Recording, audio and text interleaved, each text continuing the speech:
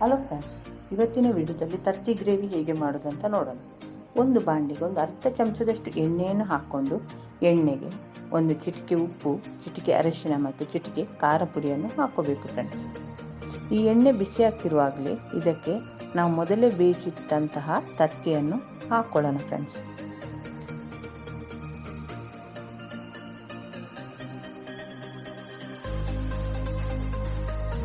Friends, ಈ ಚಾನಲ್ಗೆ ಹೊಸಬರಾದರೆ ಈ ಚಾನಲನ್ನು ಸಬ್ಸ್ಕ್ರೈಬ್ ಮಾಡ್ಕೊಳ್ಳಿ. ಬೆಲ್ ಐಕಾನನ್ನು ಆಲ್ ಸೆಟ್ ಮಾಡಿದರೆ ನಾನು ಮಾಡೋ ವಿಡಿಯೋ ನಿಮಗೆ ನೋಟಿಫಿಕೇಷನಲ್ಲಿ ಬಂದುಬಿಡುತ್ತೆ ಫ್ರೆಂಡ್ಸ್.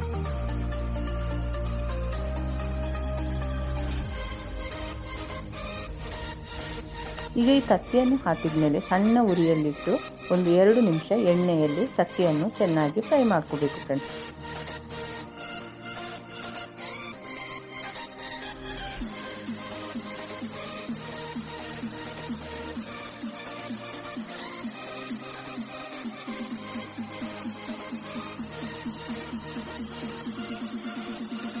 ಈಗ ಒಂದು 2 ನಿಮಿಷ ಬಾಡಿಸಿದ ಮೇಲೆ ಇದನ್ನು ಒಂದು ಪಾತ್ರೆಗೆ ಸಪ್ರೇಟಾಗಿ ತೆಗೆದಿರ್ತಿದ್ದೇನೆ ಫ್ರೆಂಡ್ಸ್.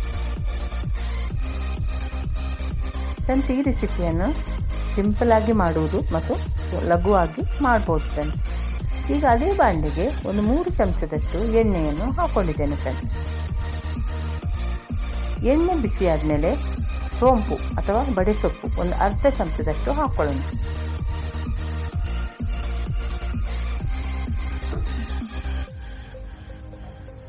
ಈಗ ಒಂದು 2 ಈರುಳ್ಳಿಯನ್ನು ಸಣ್ಣಗೆ ಹೆಚ್ಚಿ ಎಣ್ಣೆಯಲ್ಲಿ ಚೆನ್ನಾಗಿ ಫ್ರೈ ಮಾಡ್ಕೋಬೇಕು ಫ್ರೆಂಡ್ಸ್. ಈರುಳ್ಳಿಯು ಎಣ್ಣೆಯಲ್ಲಿ ಮೆತ್ತಗಾಗುವವರೆಗೆ ನಾವು ಅದನ್ನು ಬಾಡಿಸ್ಕೊಳ್ಳೋಣ.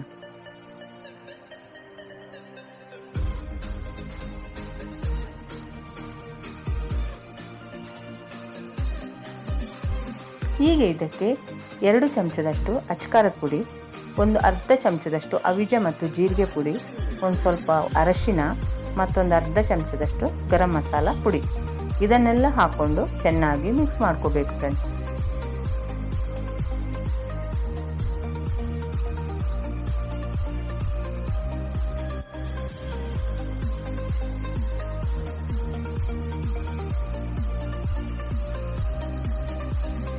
ಈ ಮಸಾಲವು ಎಣ್ಣೆಯನ್ನು ಬಿಟ್ಕೊಳ್ಳೋವರೆಗೆ ನಾವು ಇದನ್ನು ಎಣ್ಣೆಯಲ್ಲಿ ಬಾಡಿಸ್ಕೋಬೇಕು ಫ್ರೆಂಡ್ಸ್. ನೀವು ವಿಡಿಯೋದಲ್ಲಿ ನೋಡ್ತಿರ್ಬೋದು.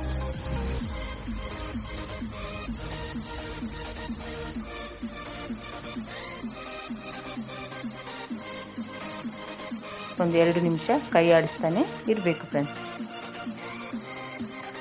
ಈಗ ಮಸಾಲವು ಎಣ್ಣೆಯಲ್ಲಿ ಚೆನ್ನಾಗಿ ಫ್ರೈ ಆದಮೇಲೆ ಒಂದು 3 ಟೊಮೆಟೊ ಹಣ್ಣನ್ನು ಮಿಕ್ಸಿ ಜಾರ್ನಲ್ಲಿ ಹಾಕ್ಕೊಂಡು ನಾನು ಟೊಮೆಟೊ ಪ್ಯೂರಿ ಮಾಡ್ಕೊಂಡಿದ್ದೇನೆ ಫ್ರೆಂಡ್ಸ್. ಅದನ್ನು ಈಗ ಇದಕ್ಕೆ ನಾನು ಸೇರಿಸ್ಕೊತೇನೆ.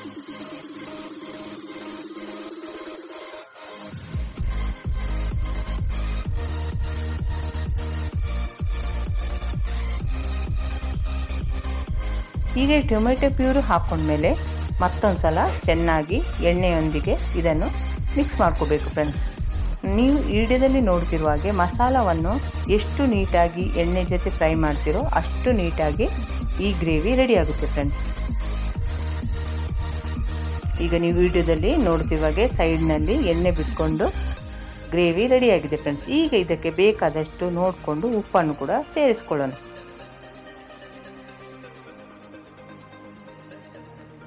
ಈಗ ಟೊಮೆಟೊ ಚೆನ್ನಾಗಿ ಫ್ರೈ ಆದಮೇಲೆ ಈಗ ಇದಕ್ಕೆ ಒಂದು ಅರ್ಧ ಗ್ಲಾಸಷ್ಟು ನೀರನ್ನು ಹಾಕ್ಕೊತೇನೆ ಫ್ರೆಂಡ್ಸ್.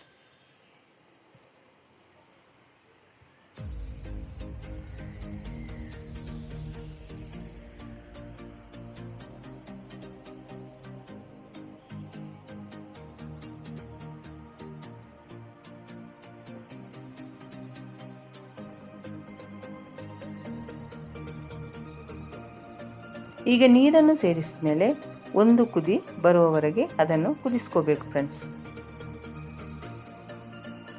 ಒಂದು ಕುದಿ ಬಂದ ಮೇಲೆ ಇದಕ್ಕೆ ಒಂದು ಅರ್ಧ ಕಪ್ಪಷ್ಟು ಮೊಸರನ್ನು ಹಾಕ್ಕೊಳ್ಳೋಣ.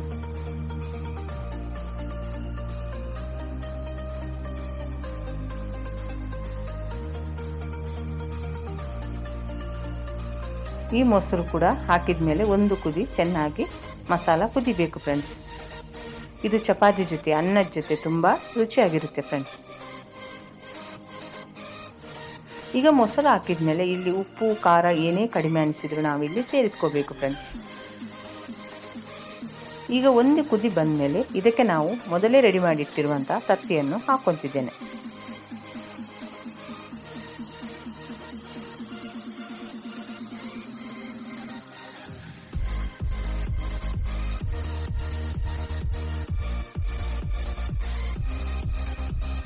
ಈಗ ಇದಕ್ಕೆ ಒಂದು ಸ್ವಲ್ಪ ಕೊತ್ತಂಬರಿ ಸೊಪ್ಪನ್ನು ಹಾಕ್ಕೊಂಡು ಒಂದು 2 ನಿಮಿಷ ಮೀಡಿಯಂ ಉರಿಯಲ್ಲಿ ಇದನ್ನು ಮುಚ್ಚಳ ಮುಚ್ಚಿ ಬೇಯಿಸ್ಕೋಬೇಕು ಫ್ರೆಂಡ್ಸ್.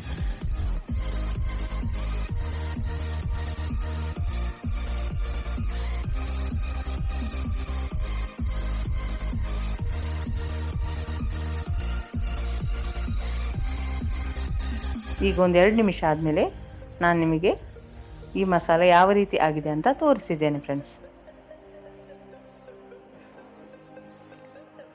ಈ ಗ್ರೇವಿ ಈಗ ನಿಮಗೆ ನೀರು ಅನಿಸಿದ್ರು ತಣ್ಣಗಾದ್ಮೇಲೆ ಗಟ್ಟಿ ಆಗುತ್ತೆ ಫ್ರೆಂಡ್ಸ್. ಇಷ್ಟಾದರೆ ಸಾಕು ಫ್ರೆಂಡ್ಸ್.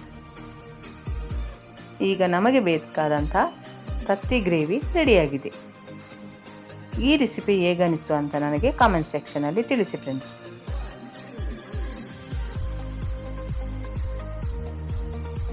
ಈ ವಿಡಿಯೋವನ್ನು ನೋಡಿದ್ದಕ್ಕೆ ನಿಮಗೆ ತುಂಬ ಧನ್ಯವಾದಗಳು ಫ್ರೆಂಡ್ಸ್.